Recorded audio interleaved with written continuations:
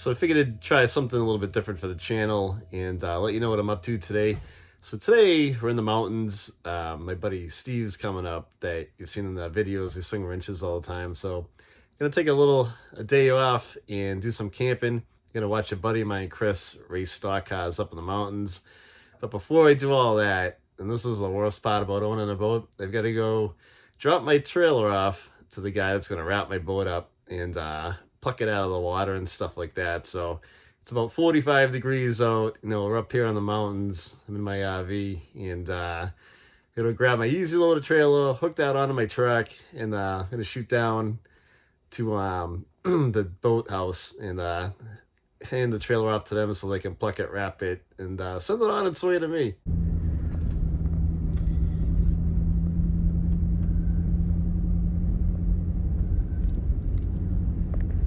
Can't even believe it's this time of year again. Here's my trailer, so let's hook this thing on and we'll move on our way.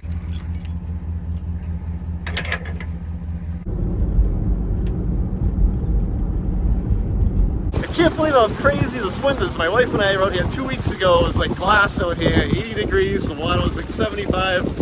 But hey, up here in New Hampshire, it changes in a flash. But there she is, hopefully she'll fire up. I haven't been up here in a couple of weeks, but see what happens.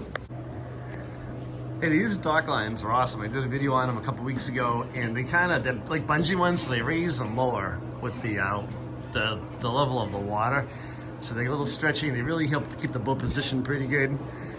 And I've got one in all four corners. They're pretty cheap. They're on Amazon, and I'll throw a link in the description of the video if you want to check them out.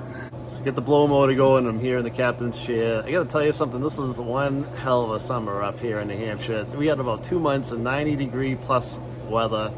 It was sunny every weekend. What a summer that I've had about it. It was unbelievable. We had a lot of fun on the lake, a lot of family time. That's really what it's all about. We fired right up, got to let it run for a couple minutes, recharge the battery a little bit, and man, God, she fired up because it's been sitting for a bit. I was a little nervous. Look at the lake behind me. We have some of the best lakes up in here in New Hampshire. You know, I always wanted to move to Florida, but I'd really kind of miss this. You know, there's no crocodiles in the water. You know, we're on the lake, so there's no sharks like the ocean. And some great fishing if you're a fisherman, but not really much of a fisherman myself. I like to boat quite a bit. So on my way back from messing around with the boat, I had to get my propane tank filled for the trailer because one of them ran out. I encountered the worst propane sea hag to man. So I pulled into this gas station with like 4 gas pumps in it. Gas is kind of cheap, so I'm like, I need propane too, so I get my propane refilled, walk into the thing. This lady goes, oh my God, I gotta fill up another propane bottle. I don't want to do it. You know, go down the street. Like, lady, you're all a one-stop shop. I gotta get it filled here. She's like, go get the Blue Rhino. I'm like, I don't want the Blue Rhino. I'm like, it's a waste of money. I'm like, this thing's like $15 to fill it. So, unbelievable. So I said to the lady, she's like, oh, I'm short-handed. I'm like, well, people need to get off the couch and help you out. So I'm like, if I hire more help, it's not my problem. So at the end of the day, she filled my tank, and I'm like, great, I'm not going to freeze tonight thanks to you. So that was my encounter at the little friggin' gas station up here in the woods.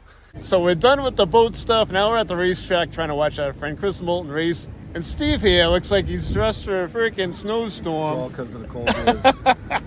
Cold beers. Yeah, I don't know. I'm not that Thanks, cold. Brian. My hat's a little crooked. All right, now I'm good. All right, I'm straight now. So Earthquake. Earthquake. Earthquake. that would be our friend Brian Strange that you see in the shop all the time. We're all hanging out here up in the mountains, and we're ready to watch Chris race. Good luck, Chris. Yeah, we'll see him in a minute. We'll go visit him. We're going to be in Victory Lane. We should be. If not, we're going to make a ruckus.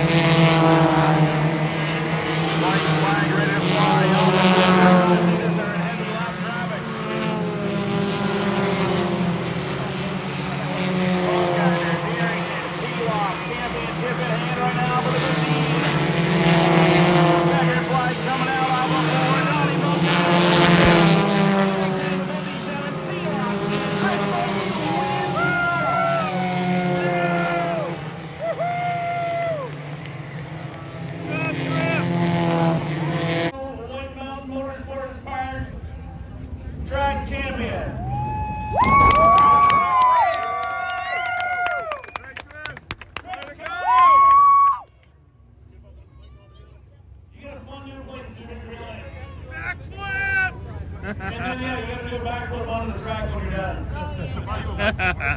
What's that? Belly flop. No, mainly because I think I'm trying to figure so.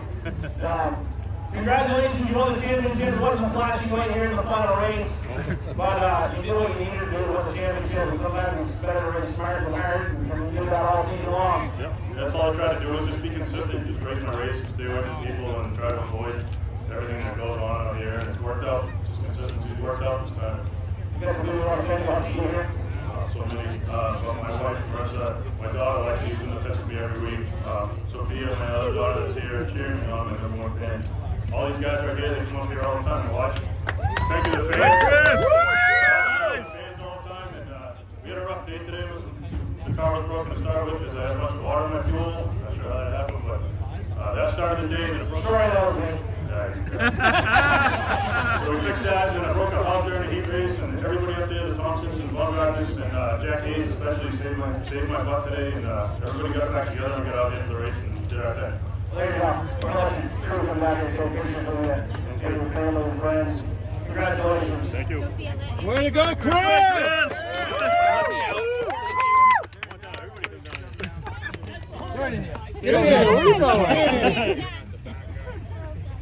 Nice job, Chris. All right, they're booting us off the track, and that was my day in a nutshell. It was pretty good.